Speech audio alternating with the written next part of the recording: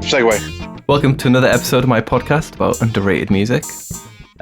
This is another episode, because I've done one already, and I've got another one in the works where I introduce, well, it's not really an introduction. Broadly speaking, I introduce a friend to music they don't listen to, and they introduce me to music I don't listen to.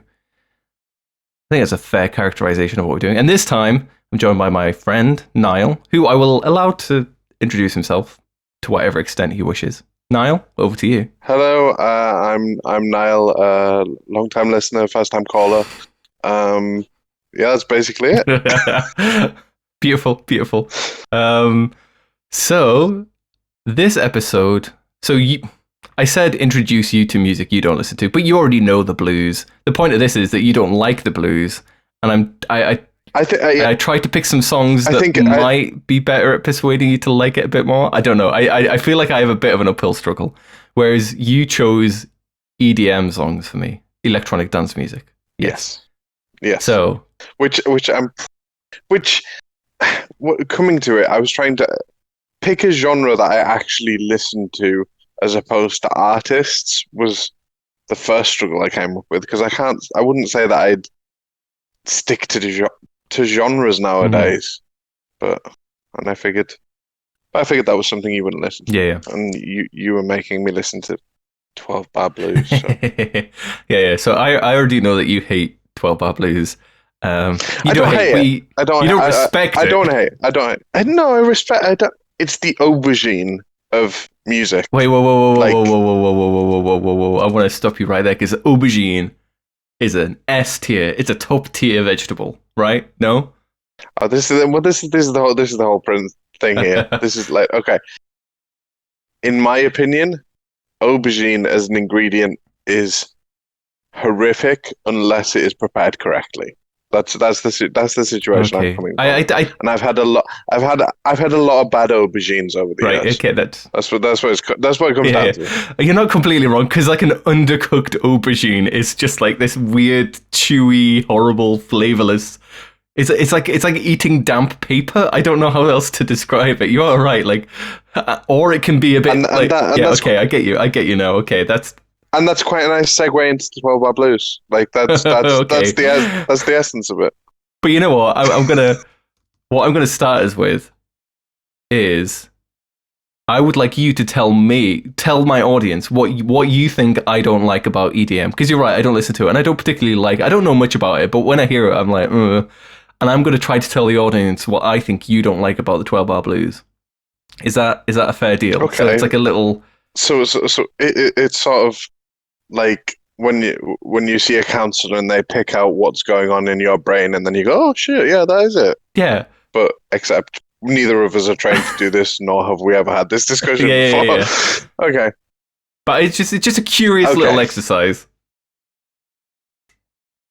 What you don't like about EDM is the lack of, I would say, traditional rhythmic or melodic complexity.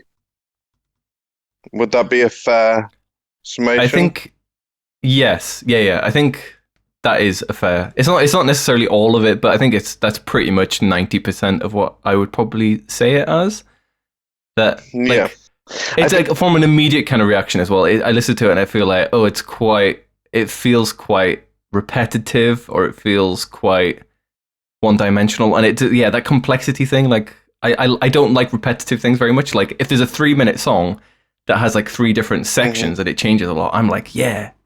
The sections almost don't need to be very good, and I'll still be interested. Do you know what I mean?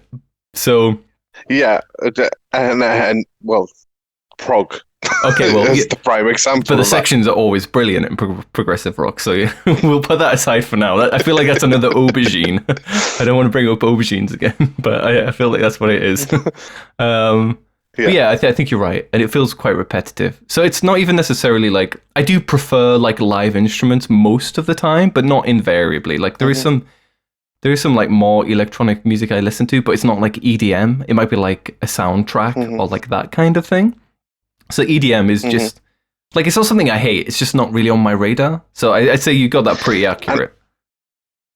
But I think the reason you view it that way is because the whole premise of EDM generally is that it's something to dance to.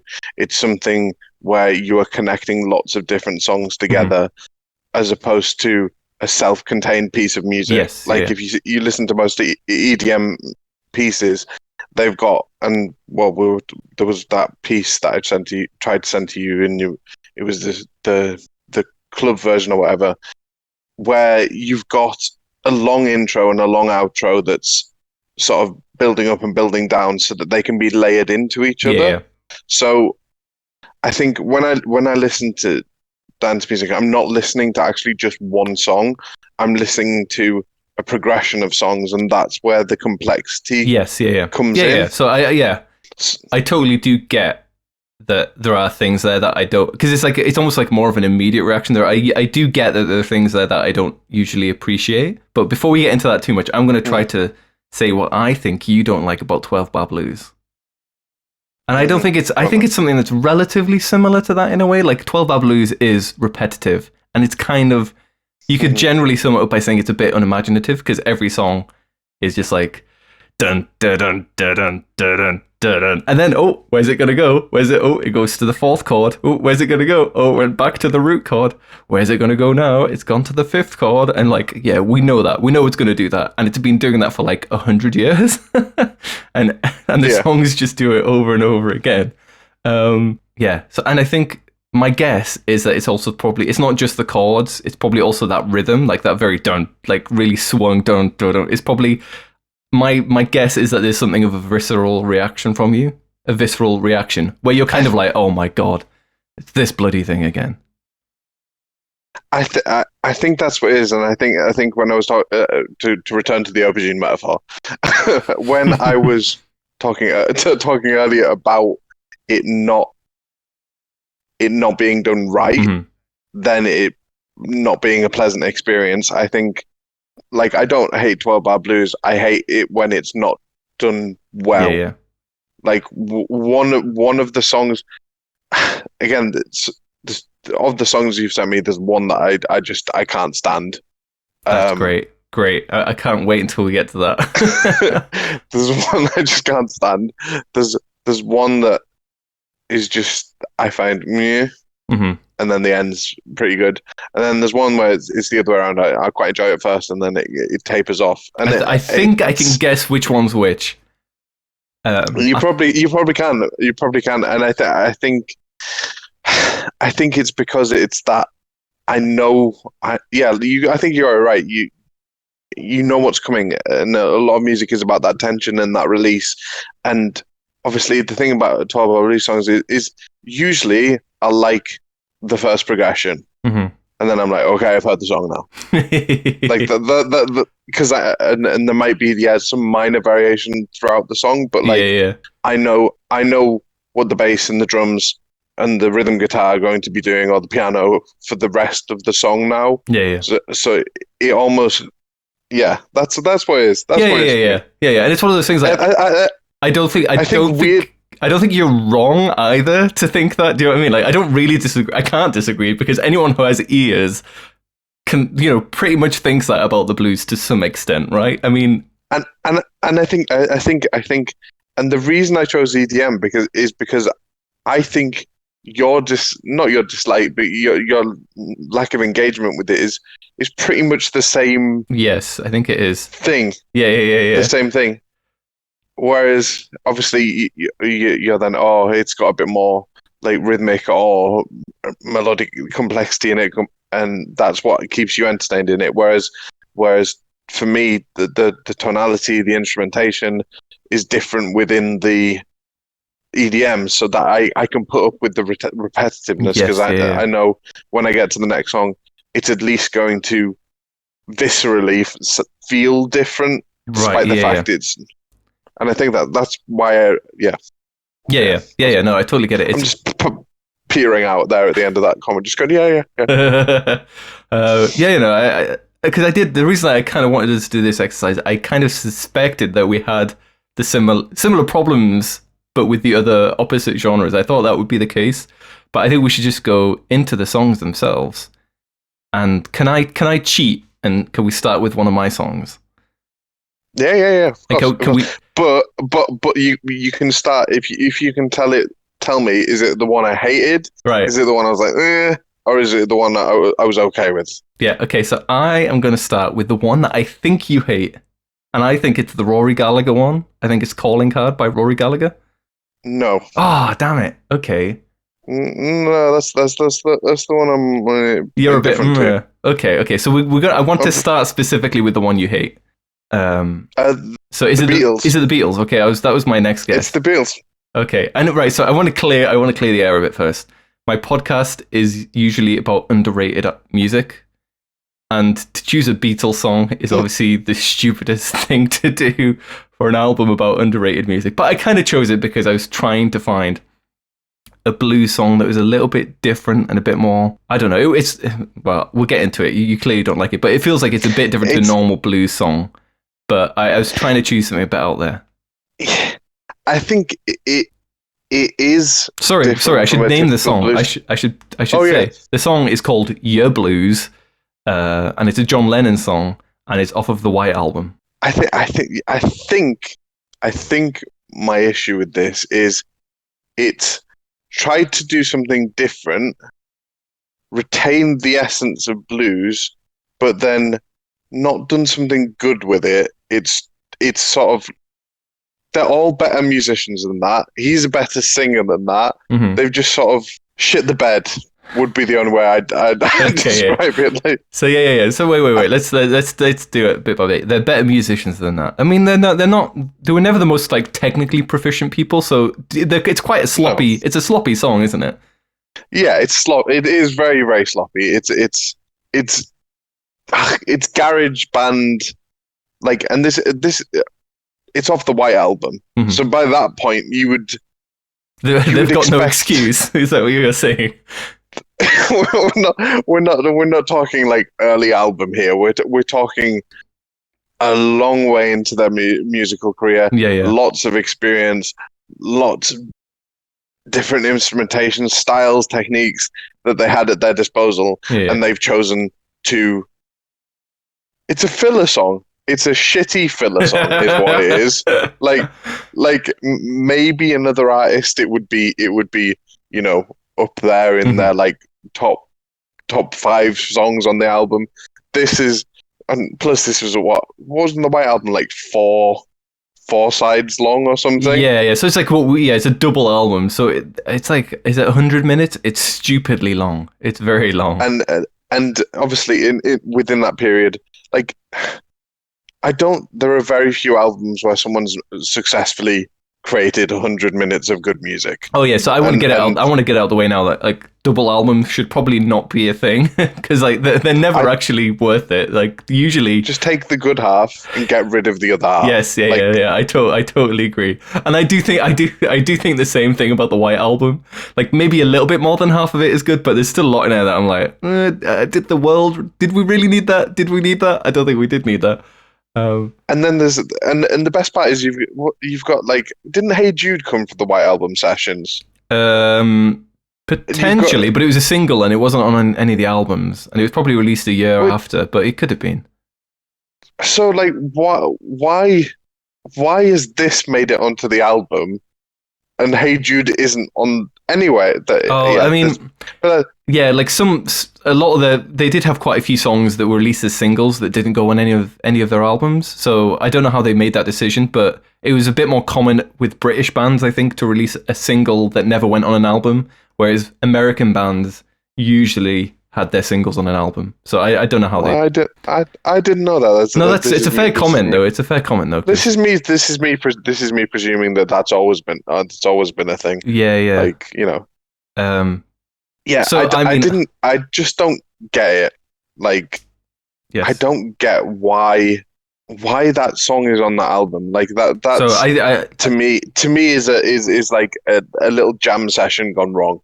Right. Okay. I think that's yeah. I mean, I totally disagree, but I totally get it at the same time. I think so. At this period. And in fact, all the time, like the Beatles were always like, they always do kind of like pastiches or satires of different genres, and they kind of mess around a bit.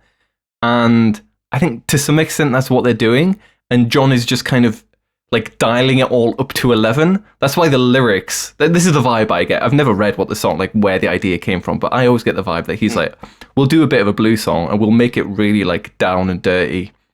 Because that kind of like Led Zeppelin had already released their debut album. So, you know, that sound was getting a bit bigger.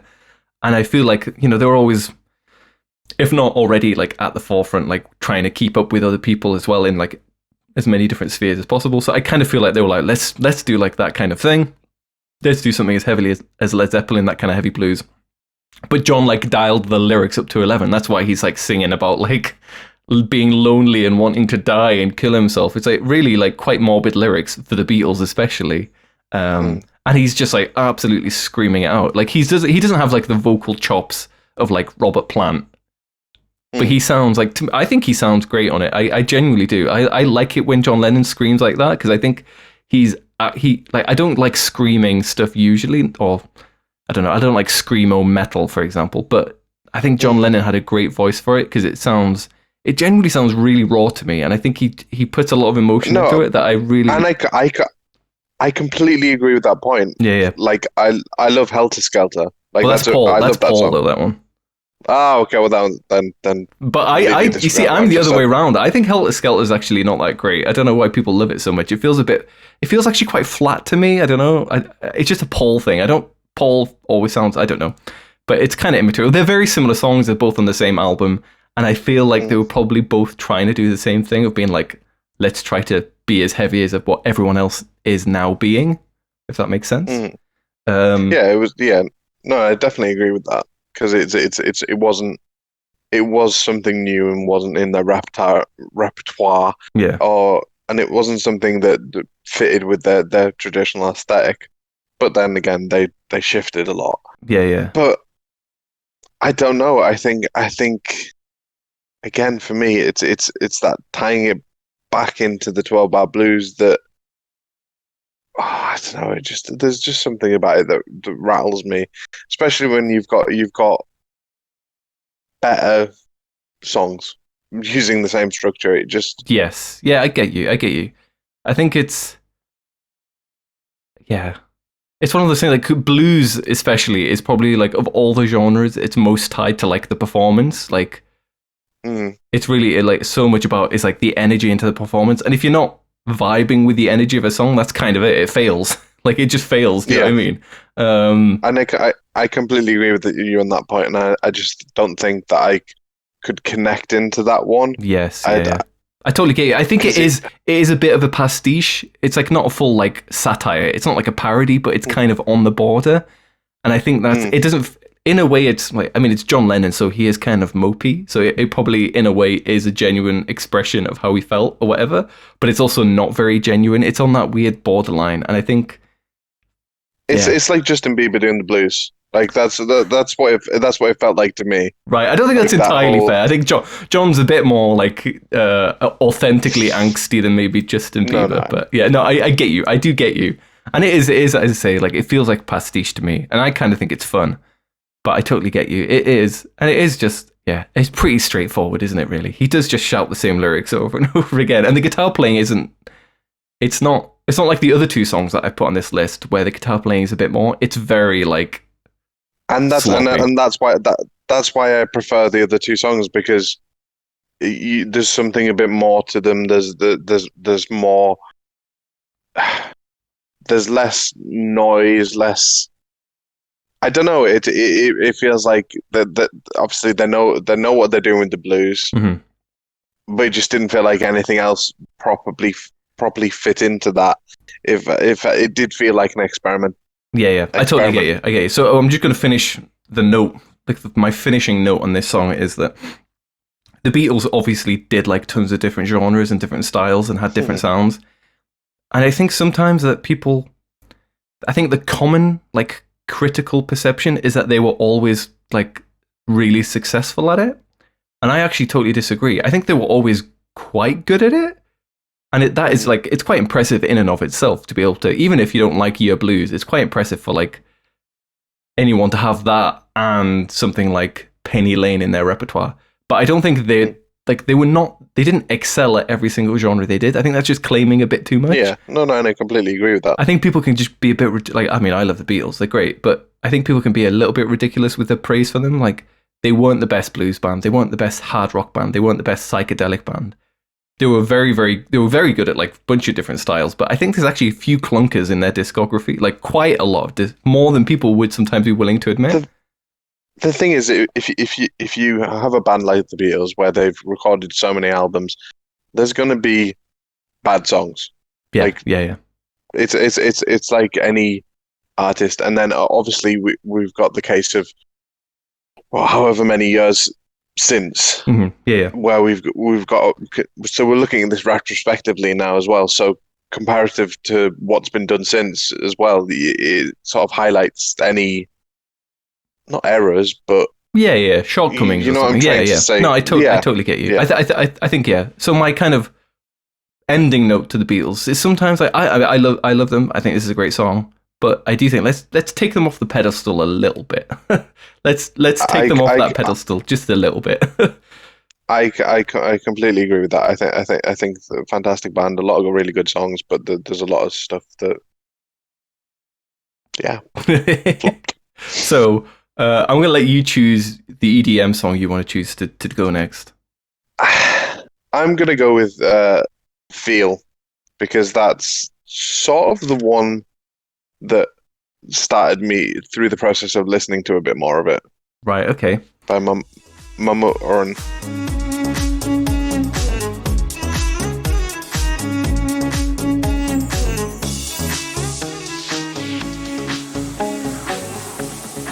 Am I talking about it? Are you talking? Okay. Either. Like, I'm trying to think of what my. I think I just want to get it. I think I had fewer thoughts on this one than I did on the other two.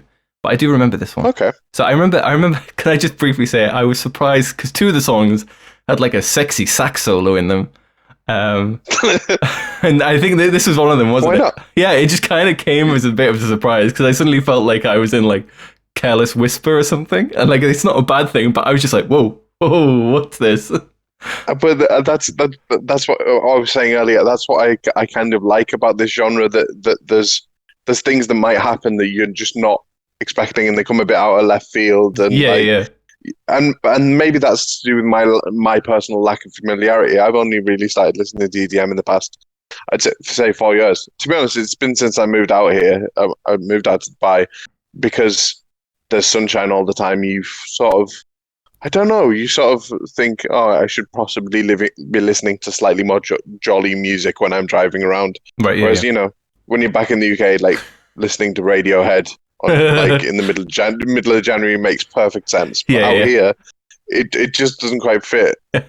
Yeah, I get that. I do get that. That's funny. But yeah, so this one, it felt like maybe a bit more of a normal quote unquote song because it had like the vocals that. Okay. To me, it felt, and that's not necessarily a pejorative to the other two because I actually think I preferred the other two. But it felt a bit more like a normal song structure wise, didn't it? To me. Did you listen to the radio edit?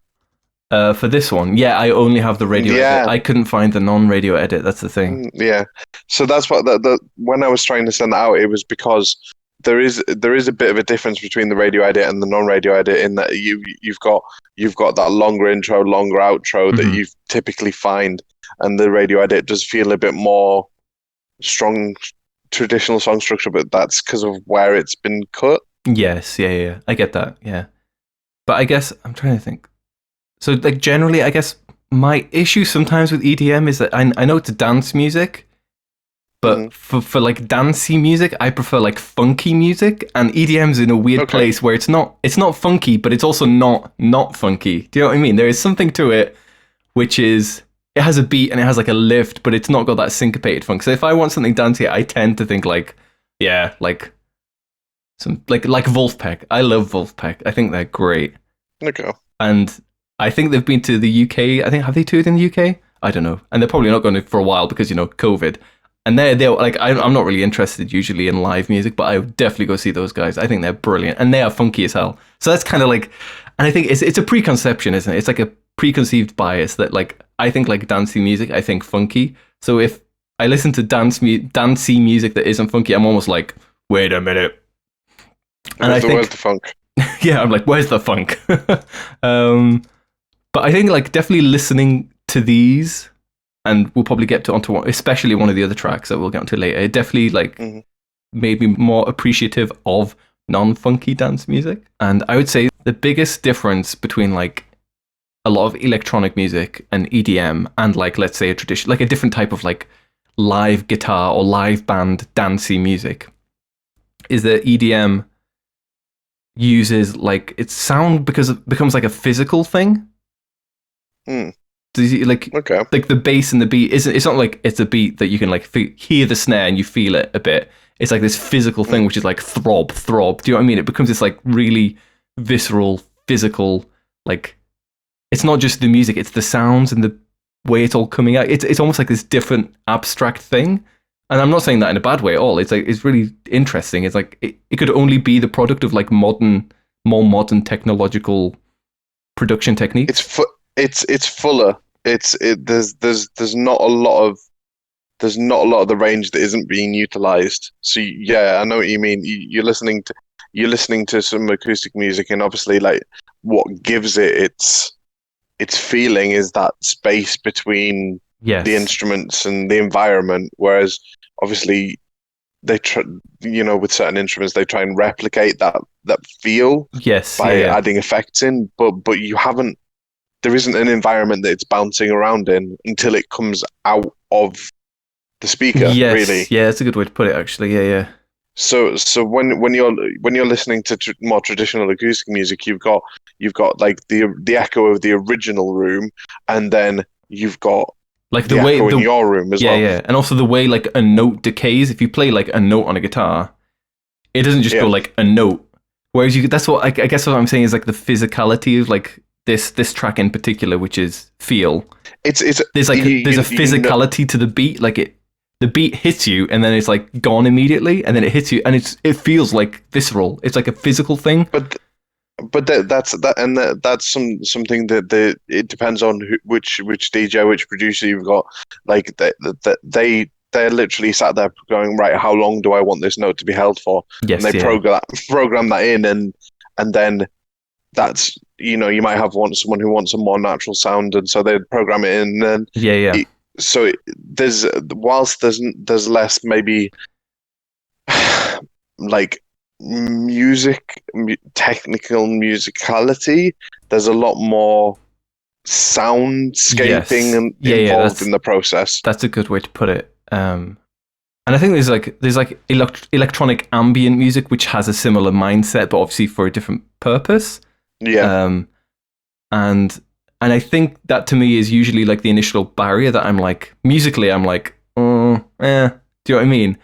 And it takes me a while to really appreciate that kind of. It's more of a like, it's not like an audiophile thing, but it's more of an audiophile thing in a way, isn't it? It's more about like sound design. I don't know, is that right? Yeah, no, I know what you mean. And if I'm listening to EDM, I'm going for a different experience. I'm not. It is something that I'm going for. I'm not going to listen to the lyrics. I'm not going to listen to how technically proficient someone is. I'm going in for an experience. I'm going in for that feeling. Like I listen to this when I'm driving or I'm exercising or when I'm just like getting ready for something. It's sort of, I don't know. Like when you're getting dressed in the morning, you're like throwing shapes, listening to EDM and like getting your suit on. Not on weekdays. It's something I can't do on a weekday. But at the weekend, I'll stick it on in the background while I'm like cooking breakfast something like that. It just to like, because again, you like you say, that visceral feeling. You feel like you've got to move. Because I was listening to it. Was it this morning when I went for a bit of a walk? And you definitely feel it more when you're walking, especially if you manage to like get it perfectly in time with your walking. When you synchronize yourself. Yes. And I have to say, like back to what I was saying about like how I love like funky music. Like Superstition by Stevie Wonder is the perfect BPM that I walk at, and it's the only song I found where I don't even need to think. Like it's not like some songs are just a little bit out of it, and you need to like sync it, and then it feels cool. Yeah. But Superstition is just, for some reason, like my leg length, it works perfectly, and it just. there's almost no cooler song to be in sync with. But as a general thing, the physicality of like EDM really like it brings it home compared to like funk, which is a different experience, isn't it? Yeah, and I love funk. Like I do love a bit of funk music, but again, I feel like not that I'd have to focus on funk to enjoy it, Yeah. but it's I don't know how to describe it. I know, yeah, you just feel it, like you were saying. You just feel the rhythm. You get on with what you're doing when you're listening to EDM. Yeah, and I think It's not. I think I remember someone ages ago. I don't know. I think it was someone I knew at university who said that like EDM just speaks to like the lizard part of your brain. Like it's that like really like that's why it's visceral. It's not like yeah. You're not like thinking about it. Well, you can. I'm not saying you can't, but it's not like you're sitting there thinking about it, going, yes, like you do like progressive rock. That's more of a cliche about that, but it's more like it just hits your like lizard visceral brain, and you're like, yeah, I feel it. This is literally the first time I've ever thought actively about EDM. Mm-hmm. Whereas other music, I've been listening to it and thinking about it. Yeah. But that's because it serves a different purpose. It's functional music. It's there to be danced to be moved to, as opposed to blues, which you can dance to it, but it serves another more arty sort of higher purpose. Yeah. And on that note, let's move on to the next blues song. So I incorrectly thought that you disliked the Rory Gallagher one the most, and I'm glad that it wasn't the one you disliked. But you said, "Oh, sorry, I can't guess anymore," because you actually told me that was the one you were a bit indifferent to. So we won't spend tons of time on that. We won't spend tons of time on the Rory Gallagher one. It's Rory Gallagher. I always forget to do this. It's Rory Gallagher, Calling Card, off of the album Calling Card. Is that right? Yes, it is. Well, the rain ain't fussy about where it lands. It'll find you hiding no matter where you stand. It's gonna rain, brother. I had it on in the car while I was driving, and there's a bit in the middle of it where I felt like I was waiting to be connected to a call center. Is it the piano solo? It was probably around the piano solo. It must be the piano solo, yeah. I think that like the first couple of progressions, I'm like, yeah, this is all right, this is not bad, and then it's like, right, I know what's going on now. Yeah. And then the only bit it picks up at the end again is the solo. At the end, well, not at the solo. I like the bit of call and response throughout it. I don't know. I've heard a few Rory Gallagher songs before. Like you've sent me a few bits and pieces over the years. Like, I don't feel like that song he was utilizing his range. I don't feel like he was. I don't know. I get you. He's a better songwriter than that song, isn't he? Because he's got some songs which are actually like a bit folksy, or like it's a blues song, but there's a bit more songwriting around it. This one feels a little bit more. It's not technically quite a 12-bar blues. I think it's the same with all three of the ones on my list. They're like slightly different in some way, but I get it. It's very much. It's almost like it's almost like blues by numbers. Like you just paint the. You're coloring in. You've got like a little coloring book, and as long as you keep within the lines, you're technically. I totally get that. And I was just gonna say the note on the piano solo. I think like for me as well, like I think piano's a great instrument, but piano like solos in blues always like turn me off a bit as well. It just doesn't work. Like in other genres it works, but in blues for some reason it just all sounds the same. And maybe it's because I'm not a pianist. I definitely agree with you on that point. Like, I don't know. It's just like I say, the end of the song, the last minute, where he's starting to show his chops off a bit. I enjoyed that. If we could have had, and it's because he's expressing himself. Whereas the first 3.5, 4 minutes, I don't feel like he's. He's doing himself justice. It doesn't.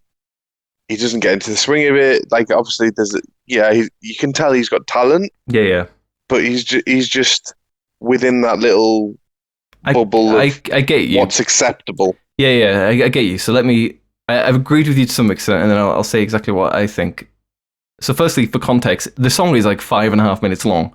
So for people, it's like, 30 seconds less than Bohemian Rhapsody? And when you put it in that kind of context, you're like, God damn it, Rory. Like, what?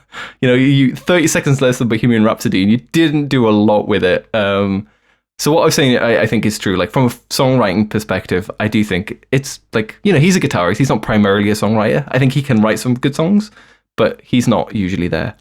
But I like the guitar playing all the way through, and it's all an enjoyable experience for me. The piano, I do slightly nod off, but...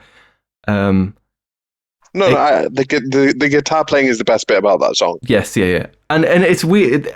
And the thing about the blues is, and it's weird that like all blues guitar solos are kind of the same, but each person has their own spin on it. It's a weird thing, isn't it? It's in the same way that like all cider tastes the same, but once you've had a bit more cider, you're like, whoa, yeah, I like this one, and I prefer this about this. And it's like anything, you start to be able to differentiate through listening. And to me, because I listen to a lot of like guitar music and I play guitar, I can't help but just be like, oh yeah, I really like the way he did that bend at like 1:45 or something like that. And it's just like, it's a weird way of listening to music, isn't it? When it comes to it, you're like, you start like, and it must be the same for people who play piano or who are really into like EDM production. You must like start to appreciate things differently by just being like, oh yeah, like listen to the way this producer's produced, that snare sound, and you're like, what? If you don't know to listen for it, you'd just be like, what are you talking about? I don't know what you're talking about. I know, I completely agree with what you're saying there, and it is, the song itself, there's nothing brilliant about it, and then you've got his guitar playing, which is the redeeming feature. That's what for me, that's why I didn't hate it. Yeah. I think if it had been a less accomplished musician, I'd have just been like, pfft. Yeah. But his capabilities brought it back for me. I totally get you. So I won't spend too long on this song, but I think to sum it up, like Rory Gallagher is like one of these. He had like a little bit of like proper commercial success in the early 70s, but after that he was just like constantly touring. I mean, like constantly touring. And his albums, like, they did all right enough to make a living, but he was never super rich, and he was really just all about playing live. So this is the kind of song that if he was playing it live, he'd have the first bit completely different, and it would just go on forever, like this guitar playing, and they would bring it up and down, and they'd speed it up or whatever, and it really becomes all about like his guitar playing. And I think he's a great guitar player. It's like, as you say, like he's really expressive, whereas as a lyricist, he's a bit like the lyrics don't mean anything. They don't do anything. They just kind of meh. So, and I think I'm never really bothered about lyrics in songs, really. Like, unless something hits particularly hard, I always sort of view vocals as another instrument. I tend to agree. Yeah, unless something's either very, very good or very bad, I tend not to be bothered. Yeah, exactly. Yeah, these are the kind of lyrics that just don't do anything, which is fine. But so we'll move on to the next song, which is one of yours. Can we? Which one do you want to talk about? We'll save the best till last. Well, what I thought my favorite for last. Oh, okay. So we'll do Tocame. Is that how you pronounce it? Okay. I don't know, is the honest answer. By Sak Noel or Sak Noel. I'm not sure. Is he French? Noel? I don't know. Spanish. Just to mess with you. Off the album. Oh, no, it's not actually an album. It's a single. Okay, it's a single. Tocame.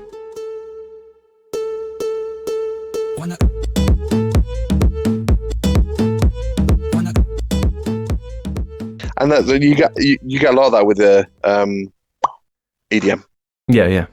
Because you don't need to release an album, because it's like a different distribution model, I guess. Because you're not necessarily like creating albums to do well in the album charts. You're creating songs that are played live and remixed, and it's a totally different distribution model, isn't it? I guess.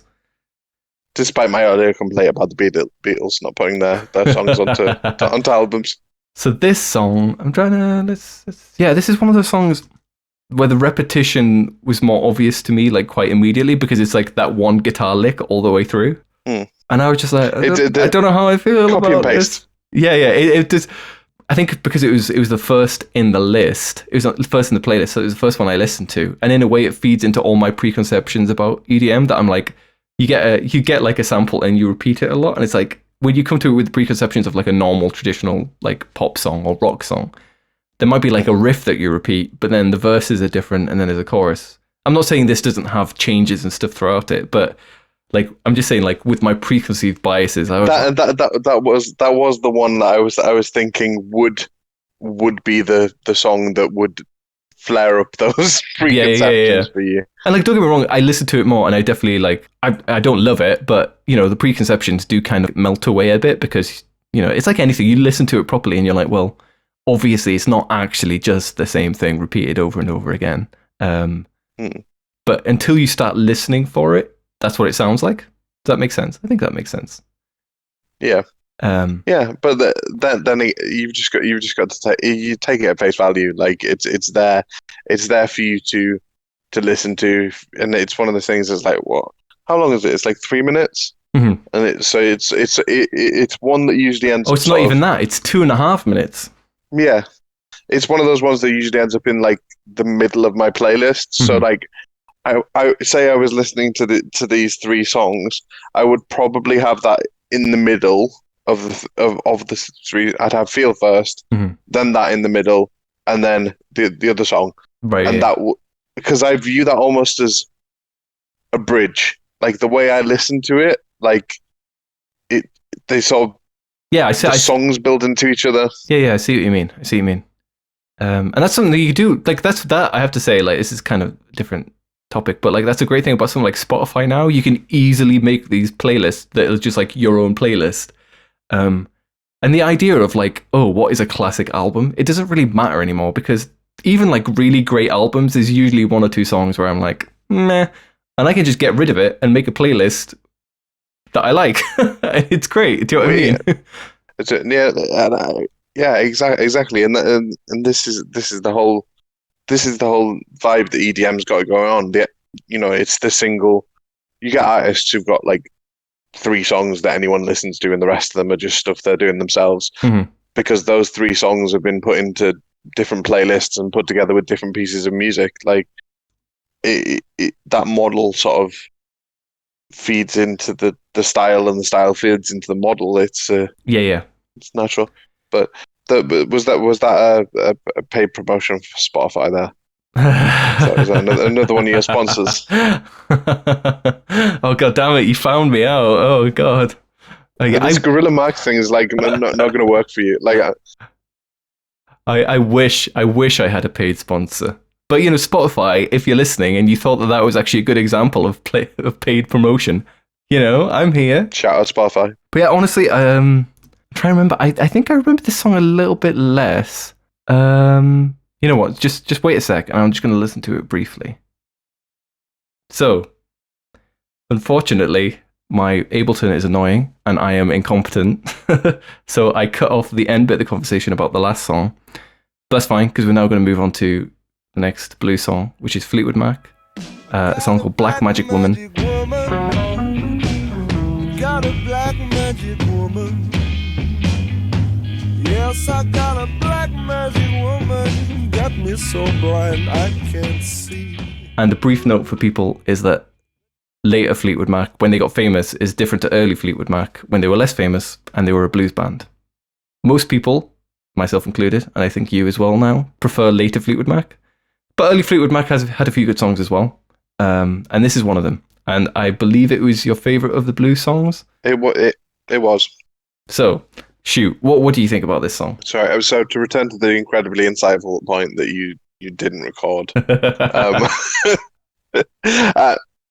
So, yeah, this is an example of musicians who know what they're doing, don't go, I wouldn't say go over the top with it, and they just do it right, and it works within the structure. Like that's what I like about it. It's not too much, it's not too little.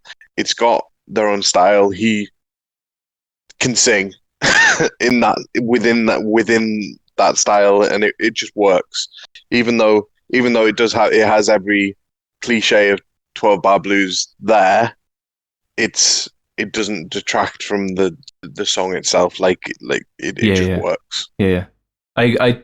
But then again, I couldn't listen to it lots. Yeah. But like I enjoy it. Yeah, it's a cool song, and it's I don't think it's like an amazingly written song that I could listen to. I could never call it one of my favorite songs, for example, but I think it's cool. Like when I do listen to it, I'm like, yeah, it's cool. Some nice guitar playing, and I chose it as well because it's like, so it's technically not quite 12-bar blues again.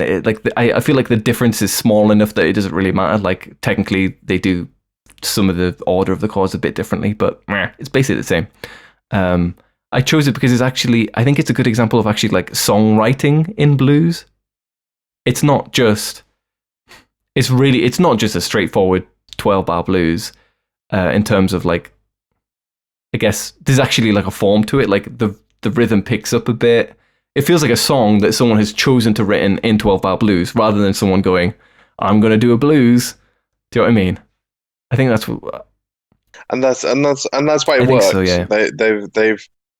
They're using it as a tool for the song rather than being the song. Yeah, exactly. And don't get me wrong, like early Fleetwood Mac do it a lot when they're just like, we're going to do a 12-bar blues, and like they have albums and albums worth of material where they're just like, we're going to do a 12-bar blues.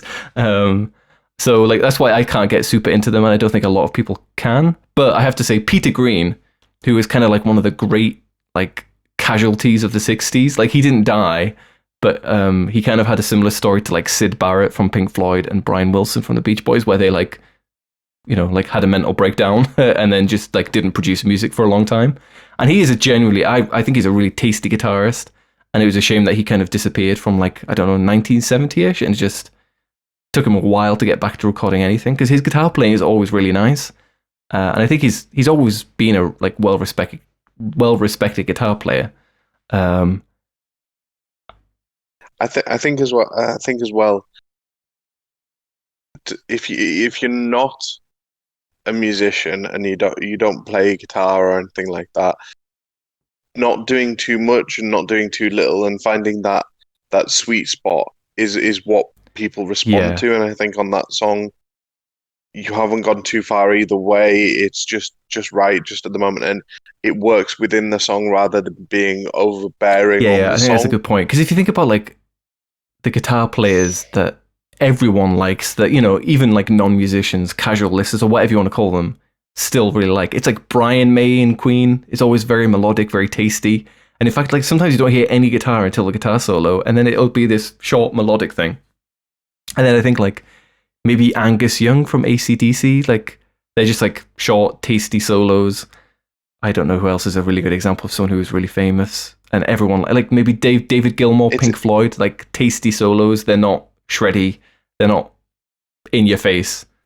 It's that old playing for the song rather than playing for the sake of playing. And I think obviously there's plenty of guitarists out there that I really like who are technically proficient and go overboard, but they're not the ones that people broadly like.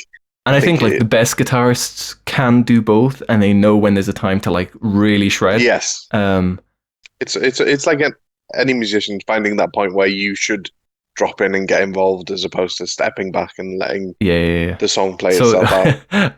On that note, I was listening to some Victor Wooten earlier, and he is not an example of a musician who can do that. In my, like, some people really love him, but every time I just it's too much. Like, I listen to it, and the bass player part of my brain is going like, oh my God, that is amazing. I wish I could play that.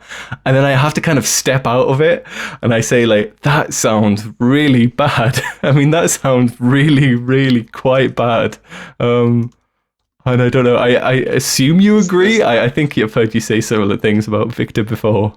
Yeah, no, again, I respect him as a musician. Like, the man's got talent, the man's got capabilities that I couldn't even dream of, but I wouldn't want to sit and listen to his music for an extended period of time. And for people who don't know, like, Victor Wooten is probably possibly the most technically accomplished bass player on the planet. I don't know. I mean, there's always someone. There's always like some kid in their bedroom who's insane as well. But Victor Wooten he's up there. He's unbelievable. He can do all of it: slapping, popping, fingerstyle, like tapping, and it's completely insane.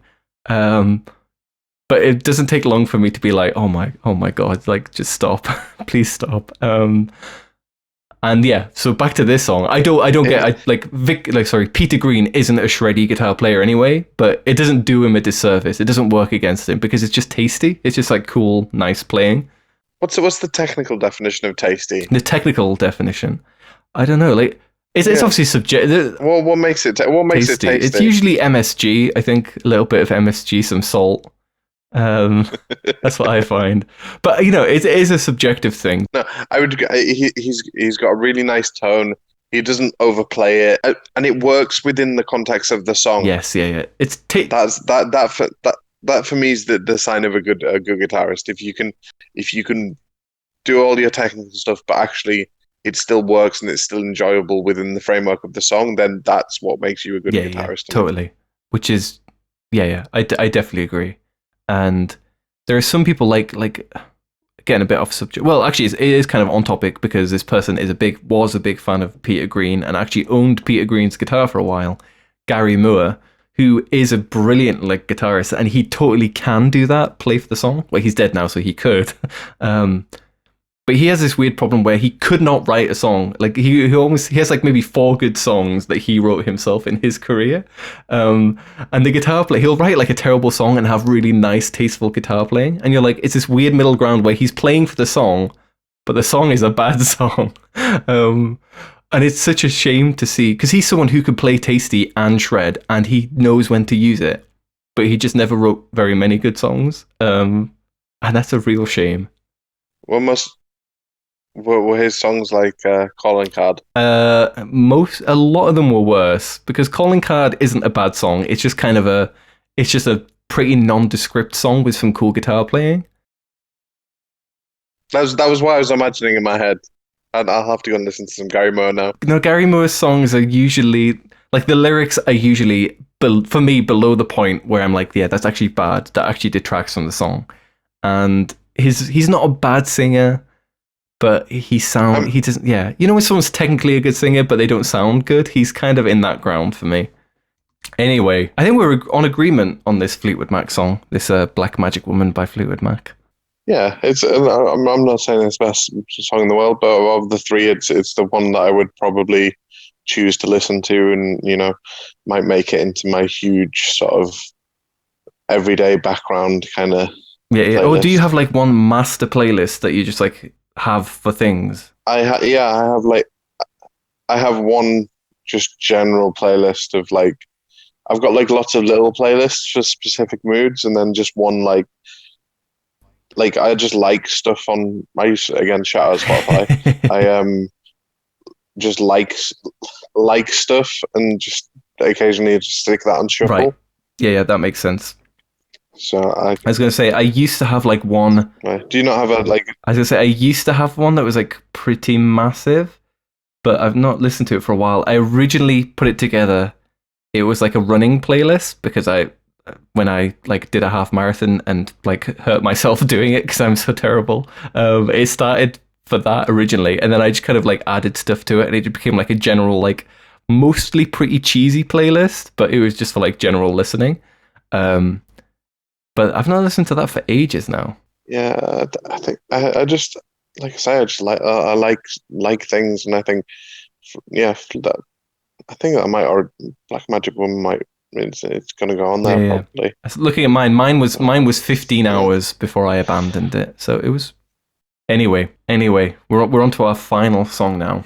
Yes, this final song, which I said was my favorite of the EDM songs you sent to me. That which surprises me. Okay. Well, firstly, so I'll say what it is. It's called Baiana, which I think is pronounced correctly. From what I know, I looked it up a bit because I was interested in the sample. I think it's Portuguese, Brazilian Portuguese. It's from a Brazilian Portuguese band originally, I think. And the artist is Bakermat or Bakermat. I'm not entirely sure.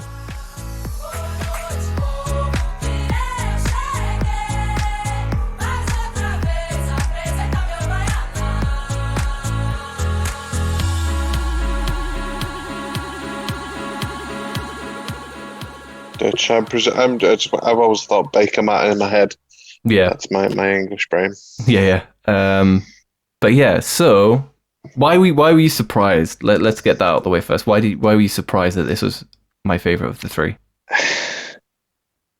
because I would say that this is the most traditionally loopy, sampley one of the three. Yeah. Okay. I'd say that this is probably the least complex of the three. Mm-hmm. And yeah, I wasn't expecting this to be your favorite. Yeah. Okay. That's fair enough. I totally get where you come from.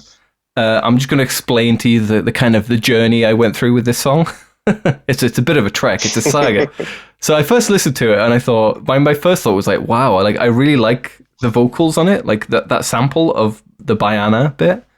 And I was like, oh, that's really cool. And then I was like, I want to hear the original because I feel like it's probably going to be a lot cooler than this. I think at first I did have the reaction that you were expected to me. And then I listened to the original sample and I was like, yeah, I definitely do prefer it to this EDM version. I was like, this is really cool. Like, it's a cool track. It's like a vocal choir, I think they are. And it's a cool track in its own right. So at first I think I did have the opinion that you kind of thought I would. And then when I looked it up and kind of listened to the original, I was like, oh yeah, I like, I do like the use of it in this track. This is what I thought, but I definitely prefer the original.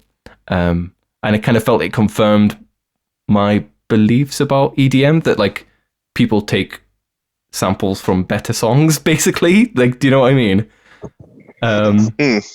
But then I listened to the playlist a bit more, and I thought, well, I should probably actually listen to it properly and not just dismiss it because I also like the original. And I definitely do think like it is a cool and interesting use of it. And actually hearing the original and having an appreciation for where the sample came from was actually a really good path into actually liking this more, because again, it has that, it's not the same beat as the other songs, but it's that bounciness to it, which is different to what you hear in the original where the sample comes from. And that like bounciness, it's actually kind of, it is cool. Like, it's not something I initially liked. And there's like a simplicity to it, which I think is what I originally was a bit put off by. But yeah, I definitely came to like it. It's like, yeah, it's it's a cool sample that has been used well with like a cool bouncy rhythm. And in a way, there's nothing much more sophisticated to it than that. Like, I definitely came around to it. I think that's a fair assessment, and I think that your initial reaction was why I was expecting this not to be your favorite in many ways. Yeah, yeah. I can't say I've actually gone and listened to the original sample myself, because I don't know, I've always considered this to be a song in its own right, and in the same way, I suppose you'd get covers. I don't know. Yeah, no, I considered that. I get you. It's a totally different approach, but because I was like, I came to it knowing that it would come from a more something I would be more inclined to like. I thought I'll definitely look it up. Then doing that actually kind of came around again to make me actually appreciate the way it was used in this, because it is like a different product. You know what I mean? Like, using it and changing it and adding to it turns it into something totally different. It's not just a cool sample that isn't used as well as the original. Do you know what I mean? And I had to kind of do that little journey to kind of come around to that. And I think that the reality is, like, the way you've talked about taking the sample and changing it is almost a lot of the way that I view 12-bar blues. Yes, like that progression is the sample that you're using from elsewhere. And I think for my mind, my issue with the blues is that you've got that same sample being used over and over again. So yeah, I suppose in a way, the fact it's being taken from somewhere else does mean that but then it's not always taken from somewhere else. Sometimes a lot of EDM nowadays, it is organically created loops and samples. Yes, so yeah. I'm trying to think of an analogy. It's almost like, the analogy is almost like blues is like, it's like being in a city where there are tons of different restaurants and they all serve fried chicken, and everyone does fried chicken. And at the end of the day, fried chicken is fried chicken. but everyone does it slightly differently, and you might have your own favorite. And actually, if you like fried chicken, you're going to be quite happy having tons of fried chicken places around. True, yes. That's kind of the analogy, isn't it? Yeah, and it's and obviously, yeah, like your Fleetwood Mac, they've seasoned it well. You've got your your sides that you like, your mashed potatoes, whatever. Yeah, totally. That's why you appreciate the meal. Yeah. Whereas like the Beatles have come along and been like, yeah, we're just gonna do a really like greasy fried chicken. We're gonna just make it like, we're just gonna haphazardly chuck it together. And sometimes like you might be like, well, I personally think, oh, that's a cool way of doing the blues. And maybe sometimes I like some shitty fried chicken. When you're having a bad day. Yeah. Whereas like I guess the EDM you put in this playlist, it's almost like someone's gone around to like a bunch of different restaurants that are totally different and just like, oh, I'll steal the starter from there and I'll steal like a bit of the main from there. Do you know what? This is a weird analogy. I understand that this is a weird analogy. No, but I completely agree with you. Your blues, your variation on a theme. EDM, you're taking traditional pieces and creating something out of it. Yeah, exactly. That's kind of it. But it kind of, when I was listening to this as well, it kind of got me thinking about something that it's very similar to this, but it's not EDM. But I do think it's brilliant, and I've thought it's brilliant for ages, is Frontier Psychiatrist by the Avalanches. Okay, yeah. I mean, which is very sample heavy. Yeah, I mean, is it 100% sample? Is it? I'm not sure if it is. I feel like it might be.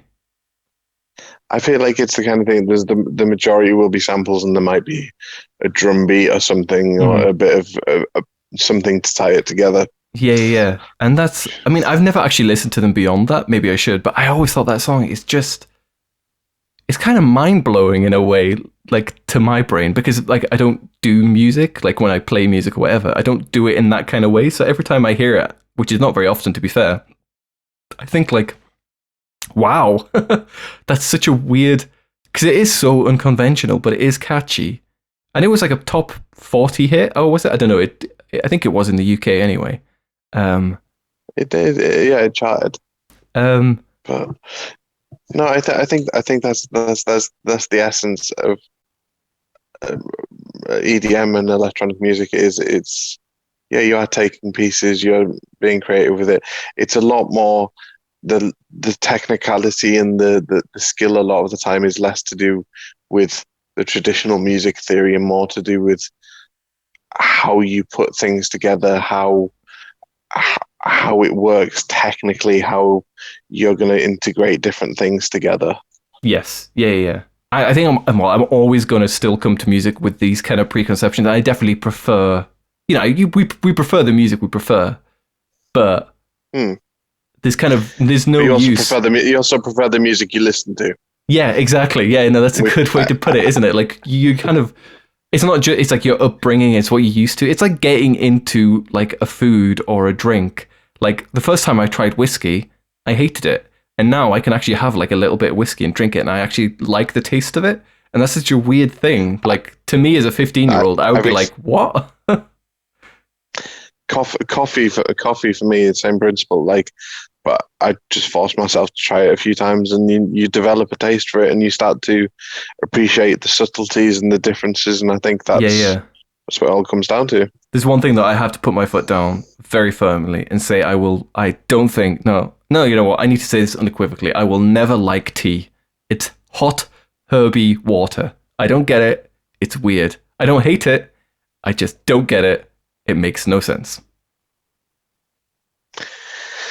I don't think I can carry on talking to you after that point. I think that's a natural sort of breaking point. That's a natural breaking point. Like I've been able to have a polite and civil discussion with you up until that point, but that has as an Englishman that has gotten to me, and I refuse to have a further conversation with you. You know what? Fair enough. Nonetheless, I will thank you for your time, and I think this is a good, productive conversation. I think it was good having you on. Yeah, I've enjoyed it.